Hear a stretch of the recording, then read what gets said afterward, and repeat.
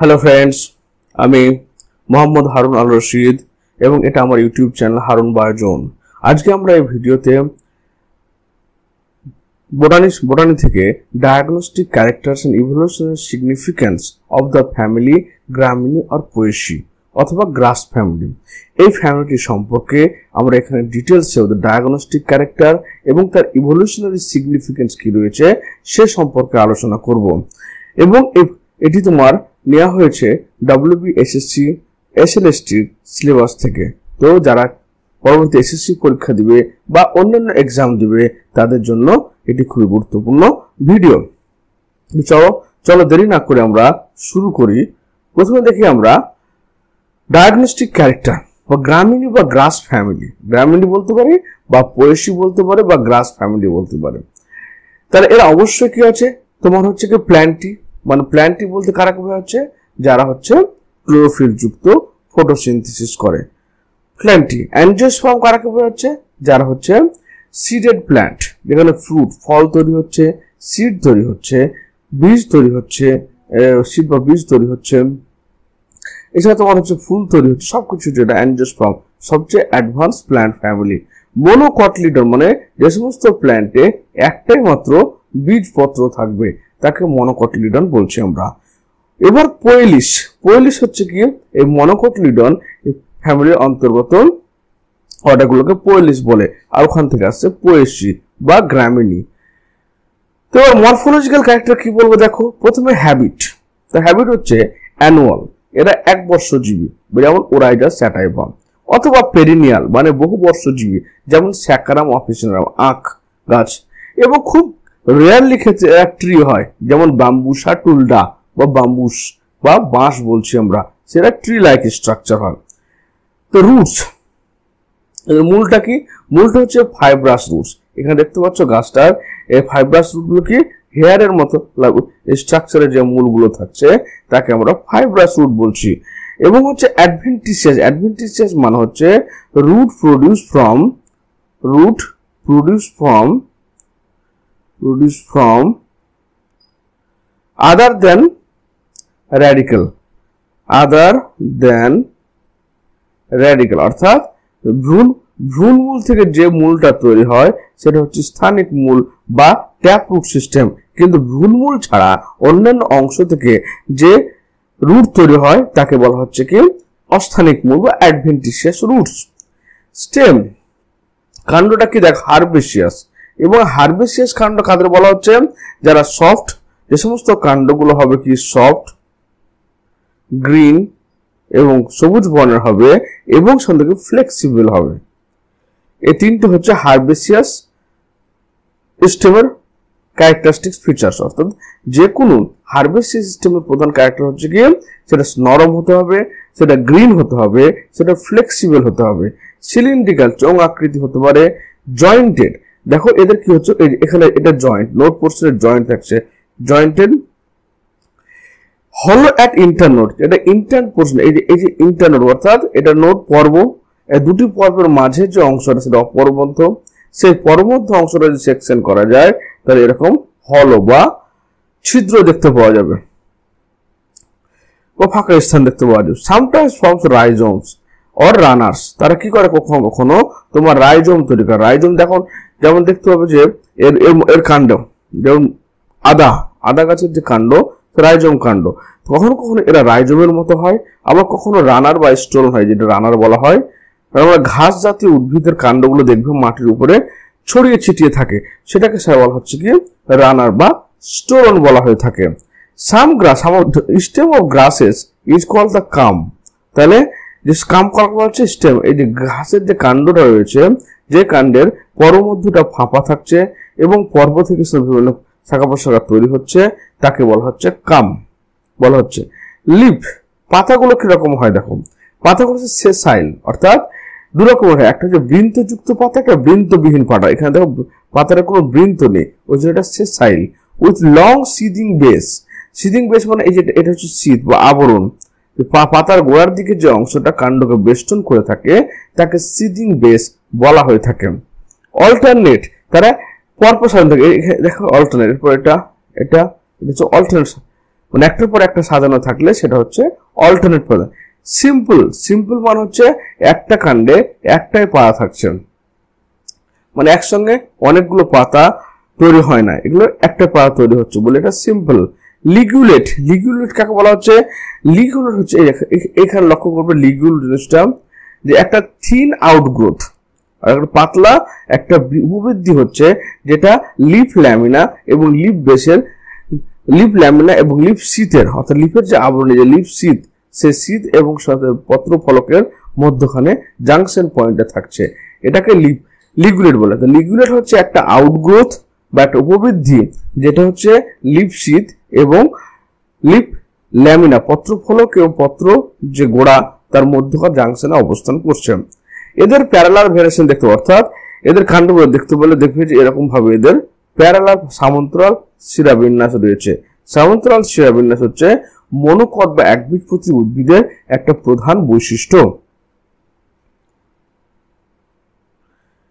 এবং reproductive character অর্থাৎ জননগত যে সমস্ত বৈশিষ্ট্যগুলো রয়েছে কি কি দেখো। প্রথম রয়েছে ব্র্যাক্টিয়েট। ব্র্যাক্ট কাকে বলা হয়? ব্র্যাক্ট হচ্ছে, লক্ষ্য করে এখানে এই যে এটা হচ্ছে ফুল, এই ফুলটার দুটো অংশ থাকছে, একটা লেমনা থাকছে একটা পেলিয়া থাকছে, দুটোই কিন্তু পত্র মঞ্জুরি অর্থাৎ ব্র্যাক্টিয়েট বল, ব্র্যাক্ট, এই দুটো হচ্ছে ব্র্যাক্ট। এবং এই ব্র্যাক্ট গুলো মধ্যে লেমনার মধ্যে কি থাকে? একটা তীক্ষ্ণ স্ট্রাকচার থাকে, তাকে বলা অন বলা হয়ে থাকে। তারপর সেসাইল, এদের দেখো এর মধ্যে কোনো বৃন্ত থাকে না, যে ফুলটা থাকবে সে ফুলের গোড়ায় কোনো বৃন্ত না থাকার জন্য এটাকে বলা হচ্ছে সেসাইল, বৃন্তহীন। ভেরি রেয়ারলি স্টক, এবং কিছু কিছু ক্ষেত্রে সেটা স্টক হতে, এখানে স্টক রয়েছে, তো কিছু কিছু ক্ষেত্রে স্টক হতে পারে, কিন্তু বেশিরভাগ ক্ষেত্রে ফুলগুলো হচ্ছে কি সেসাইল। কমপ্লিট মানে এখানে কি রয়েছে? পুংকেশর, গর্ভকেশর, বৃতি, দলমণ্ডল সবগুলো অংশ রয়েছে বলে কমপ্লিট ফ্লাওয়ার। তারপর হচ্ছে বাইসেক্সুয়াল মানে হচ্ছে যেখানে মেল আর ফিমেল দুটো প্রেজেন্ট থাকবে। এখানে এই যে এটা ফিমেল পার্ট, এগুলো মেল পার্ট, মেল এবং ফিমেল দুটো প্রেজেন্ট থাকবে, সেটাই হচ্ছে তোমার বাইসেক্সুয়াল। কখনো ক্ষেত্রে ইউনিসেক্সুয়াল হতে পারে, যেমন ভুট্টার ক্ষেত্রে ফুলটা ইউনিসেক্সুয়াল অর্থাৎ মেল আর ফিমেল আলাদা হবে। জাইগোমরফিক হচ্ছে সিম্বল হচ্ছে এটা, অর্থাৎ যখন একটা ফুলকে শুধুমাত্র দুটো প্রধান অংশ, অর্থাৎ এই ফুলটা যদি আমি এভাবে কাটি তো দুটো প্রধান অংশ পাওয়া যাচ্ছে, এর মধ্যখানে কিন্তু আর অন্য কোনো অংশ পাওয়া যায় না, দুটো 50% অংশ পাওয়া মধ্য কাটি, এই জন্য এটাকে জাইগোমরফিক বলা হয়। আবার ইচ ফ্লোরেট হ্যাজ টু ব্র্যাক্টস, প্রত্যেকটা ফুলে দুটো ব্র্যাক্ট থাকছে, যেমন বললাম কি লেমনা এবং প্যালিয়া। লেমনা হচ্ছে কি আউটার কন্টেন্ট ব্রিসেল লাইক অনস, লেমনাটা কি থাকছে? অন ধারণ করছে। পেলিয়া হচ্ছে কি ইনারটা, এটা হচ্ছে পিলিয়া, এবং এর ভিতরে কি থাকে? তিনটে স্টেমেন থাকছে, 1, 2 এবং 3, তিনটে স্টেমেন থাকছে, এবং কি থাকছে? সিঙ্গেল একটা পিস্টিল থাকছে। পিস্টিল কাকে বলা হয়? গর্ভমুণ্ড, গর্ভদণ্ড এবং ওভারি, ডিম্বাশয়, এই তিনটাকে একসঙ্গে পিস্টিল বলা হয়ে থাকে। হলো। তারপরে ফেদারি স্টিগমা থাকবে, এই দেখো এই স্টিগমাটাকে বলা হয় ফেদারি, পালকের মধ্যে, এটা উইন্ড পলিনেশনে সাহায্য করছে। পেরিয়ান্থ বা পুষ্পপুট, যেহেতু এদের বৃতি এবং দলমণ্ডলকে আলাদা করা যায় না, তাই এদের বৃতি দলমণ্ডল মিলে গিয়ে তৈরি হচ্ছে তোমার পেরিয়ান্থ বা পুষ্পপুট। Represent 2 to 3 minute known lodicules. তাহলে আমরা বাইরের দিকে লেমনা পেয়েছি, ভিতরে পেলিয়া, এবং এই পেলিয়ার ভিতরের দিকে আবার দুটো লডিকিউলস রয়েছে, লক্ষ্য রাখুন যে এদিকে আমরা এটা হচ্ছে কি পেলিয়া, এটা হচ্ছে লেমনা, হলো লেম্মা এন্ড পেলিয়া। এই লেম্মা পেলিয়ার মধ্যভাগ অংশ কি থাকছে? দুটো লডিকিউল থাকছে, অর্থাৎ আঁশের মধ্যে এখানে ফুলটা ভাগ করে দেখতে হবে, এখানে দুটো লডিকিউল রয়েছে, এই দুটো লডিকিউল দিয়ে কি করছে? এটা ওদের এটাকে মানে ফিমেল রিপ্রোডাক্টিভ পার্টটাকে কভার করে রাখছেন।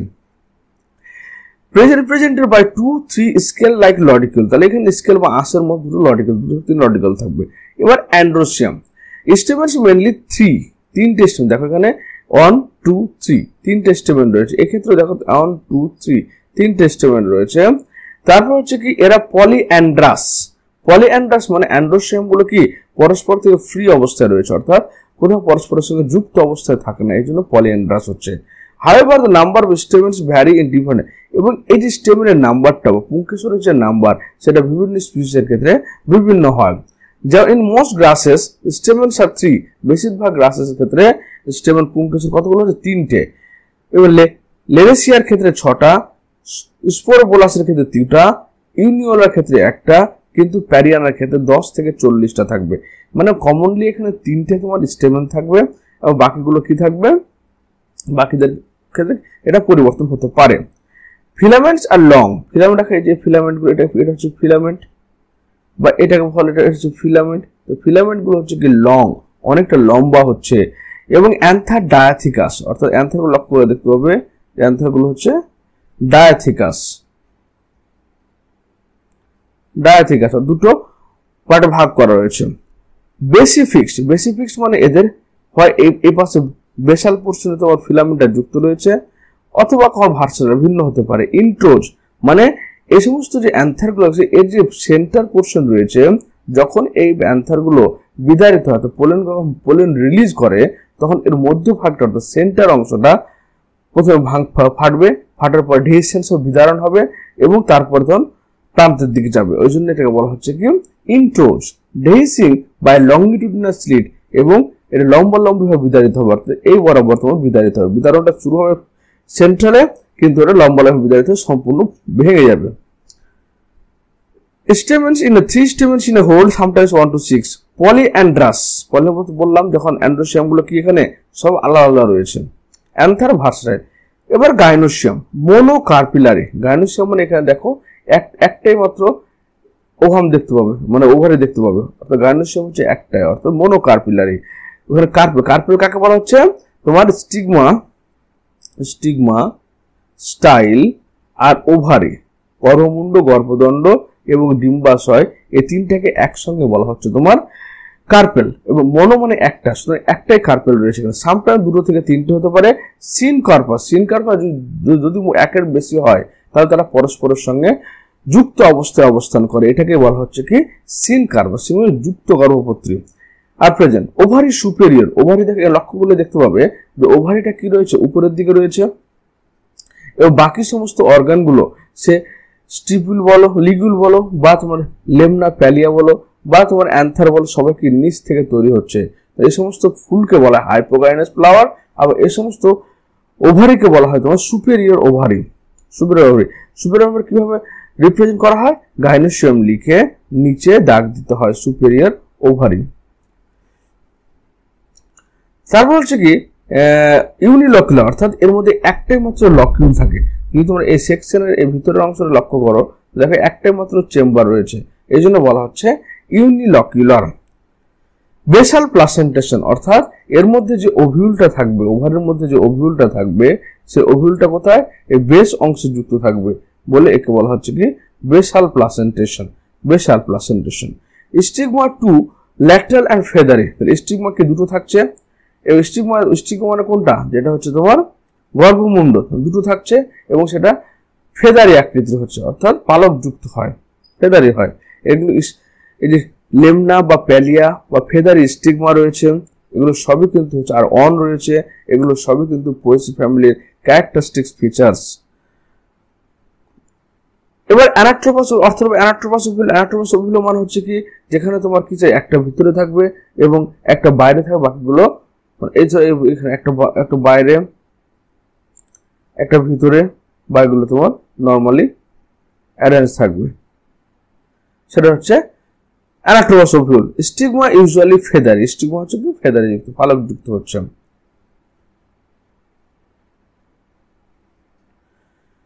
এবার হচ্ছে ইনফ্লোরেসেন্স অর্থাৎ পুষ্পবিন্যাস। এদের পুষ্পবিন্যাসটা হচ্ছে স্পাইক এবং spike or spikelet, spike of spikelet. এদের স্পাইক হতে পারে বা প্যানিকেল হতে পারে, দুটো। স্পাইক আর প্যানিকেলের পার্থক্য হচ্ছে যে স্পাইকের ক্ষেত্রে 2 থেকে 6টা ফ্লাওয়ার তোমার বৃন্তহীন ফ্লাওয়ার অল্টারনেটলি সজ্জিত থাকবে, কিন্তু যখন প্যানিকেল আসবে একই জিনিসগুলো বৃন্তযুক্ত হয়ে তোমার কি হচ্ছে ব্রাঞ্চ আকারে সজ্জিত থাকবে, সেটা হচ্ছে Panigale. The spikelet form dense cluster in sessile manner on main axis। তাহলে কি স্পাইক ক্ষেত্রে সেসাইল বৃন্তহীন ফ্লাওয়ার এবং কি মেইন অ্যাক্সিসের সঙ্গে মেলে থাকবে। এটা কোথায় পাওয়া যাচ্ছে, এটা হুইটের ক্ষেত্রে, স্পাইকটা পাওয়া গেল হুইটের ক্ষেত্রে, গমের ক্ষেত্রে। The spikelet of প্যানিকেলস আর ব্রাঞ্চড অ্যাক্সিস প্যানিকেলস, অর্থাৎ এরা মেনটা এটাকে বলে র্যাটিস। এই র্যাটিস বা পুষ্পাক্ষ, এই র্যাটিসের উপরে রাখতে থাকবে, ব্রাঞ্চ অবস্থায় থাকবে এবং তারা হচ্ছে কি পেডিসিলেট হবে, অর্থাৎ তার হচ্ছে বৃন্তযুক্ত হবে। এটা পাওয়া হচ্ছে ওটস এর ক্ষেত্রে। এবার এদের ইনফ্লুয়েন্স ফ্লোরাল ফর্মুলা কি? ফ্লোরাল ফর্মুলা হলো তোমার ফ্লোরাল ফর্মুলা। তাহলে কি কি পেলাম আমরা? এরা হচ্ছে জাইগোমরফিক। জাইগোমরফিক মানে ফুলটাকে যদি আমি ঠিক লম্বা লম্বা কাটি তবে দুটো 50-50% পার্ট পাবো, যদি এদিকে কাটি তবে কিন্তু সমান ভাগ পাবো না, এদিকে কাটলে সমান অংশ পাবো না, এদিকে কাটলে সমান অংশ পাবো না, শুধুমাত্র এই অংশটা যদি কাটি তাহলে সমান অংশ পাবো। তারপর হচ্ছে বাইসেক্সুয়াল, এদের মেল এবং ফিমেল দুটো ফ্লাওয়ার প্রেজেন্ট রয়েছে বলে বাইসেক্সুয়াল। এদের পেরিয়ান্থ হচ্ছে দুটো থাকছে, দুটো লডিকিউল থাকে, অর্থাৎ লেমনা এবং পেলিয়ার মধ্যবর্তী অংশ কি থাকছে? লডিকিউল থাকছে। তারপর হচ্ছে অ্যান্ড্রোসিয়াম কটা রয়েছে? টোটাল অ্যান্ড্রোসিয়াম 3খানা রয়েছে, 3টে অ্যান্ড্রোসিয়াম থাকে এদের মধ্যে। 3, আর কিছু কিছু ক্ষেত্রে তোমার 6টা থাকে, তো এখানে 3+3। তারপর হচ্ছে গাইনোসিয়াম কি? গাইনোসিয়ামটা হচ্ছে সুপিরিয়র। সুপিরিয়র মানে হচ্ছে যে গাইনোসিয়াম মানে ওভারিটা উপরের দিকে থাকবে, বাকি সমস্ত ফ্লোরাল পার্ট সে পেলিয়া, লেম্মা বা তোমার অ্যান্থার সব নিচ থেকে তৈরি হবে। ওকে, আর একটা মাত্র গাইনোসিয়াম, একটা মাত্র লকিউল থাকে। তো এদের দেখো স্ট্রাকচার, বেসাল প্লাসেন্টেশন দেখতে পেলে এখানে যে বেস অংশে তোমার ওভিউলটা ওভারির সঙ্গে যুক্ত রয়েছে এবং একটাই ঘরে চেম্বার রয়েছে বলে ইউনিলকুলার। এখানে 6খানা তোমার অ্যান্ড্রোসিয়াম রয়েছে, যে অ্যারেঞ্জ রয়েছে 3+3 হিসেবে অ্যারেঞ্জ রয়েছে এবং এদের সাথে এগুলো রয়েছে মানে ফ্লোরাল লেম্মা বা পেলিয়া, সেগুলো তোমার কি হচ্ছে এভাবে সাজানো থাকছে। এটা বড়, এখানে দুটো ছোট, আর দিকে থাকছে কি তোমার বাইরে ব্র্যাকেট থাকছে, এটা mother Axis.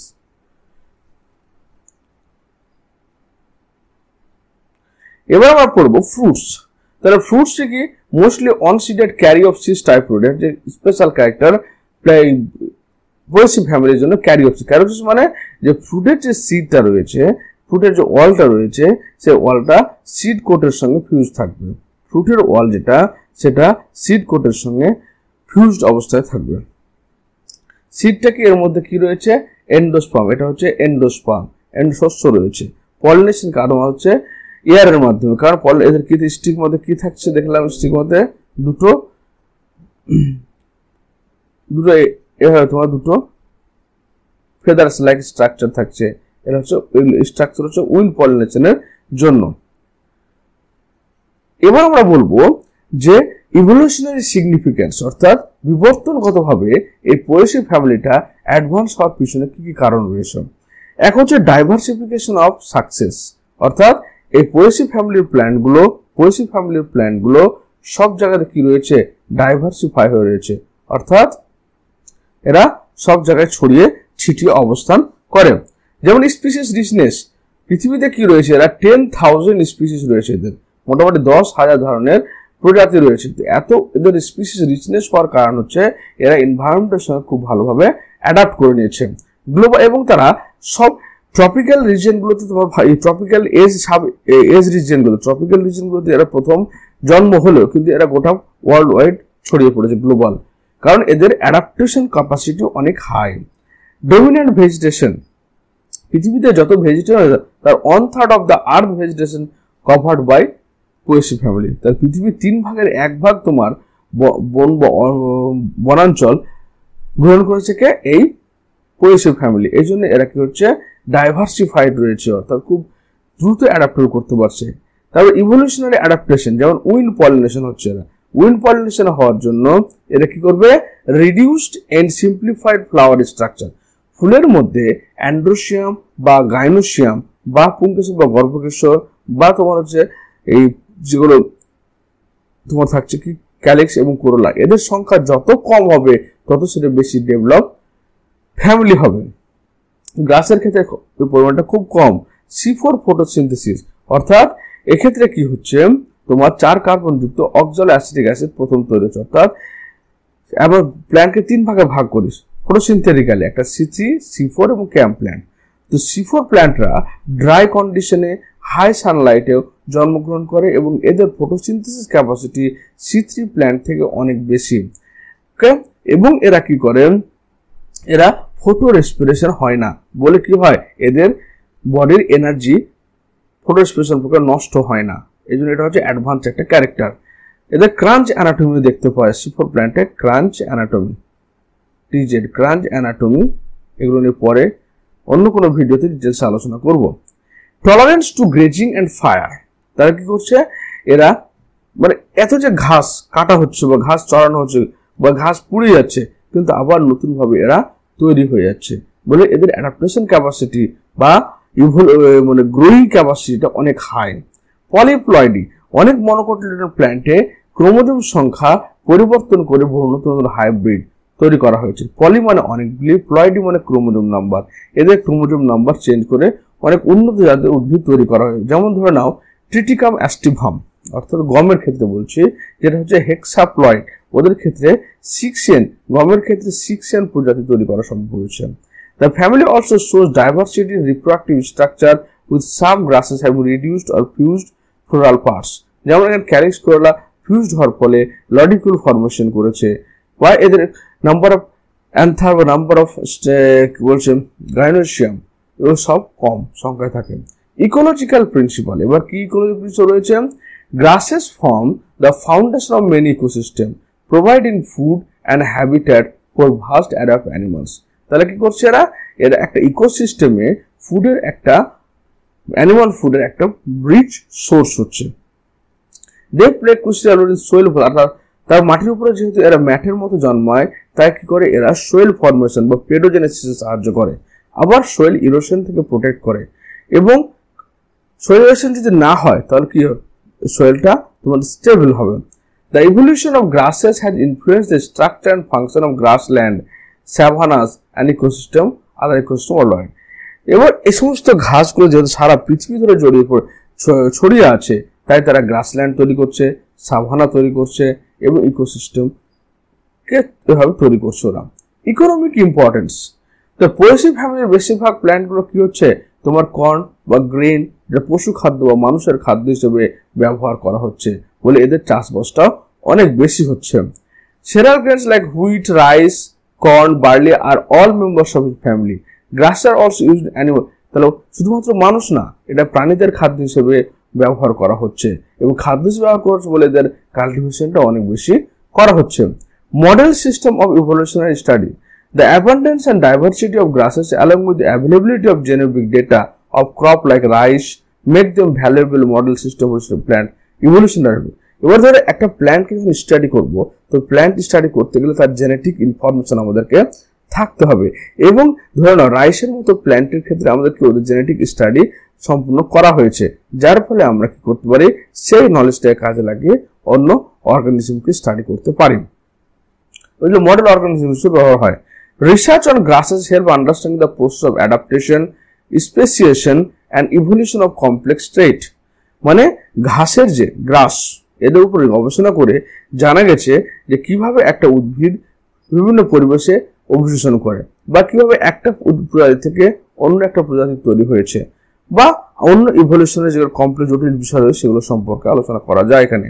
In essence, the evolutionary history of poesy reflects a remarkable story of adaptation, diversification and ecology and economic dominance. অর্থাৎ আমাদের এই যে ইভলিউশনারি স্টাডি করে আমরা দেখতে পেলাম যে এরা খুব হাই রেট অফ অ্যাডাপ্টেশন করে অভিযোজন করতে পারছে, এরা ওয়ার্ল্ড ওয়াইড ডাইভার্সিফিকেশন হচ্ছে, এদের ইকোলজিক্যাল অ্যান্ড ইকোনমিক ডমিনেন্স অর্থাৎ পরিবেশগতভাবে এবং অর্থনৈতিকগতভাবে এরা বেশি বেশি কাল্টিভেট করা হচ্ছে, কারণ এরা হচ্ছে মানুষ এবং পশুদের প্রধান খাদ্য হিসেবে ব্যবহৃত হয়।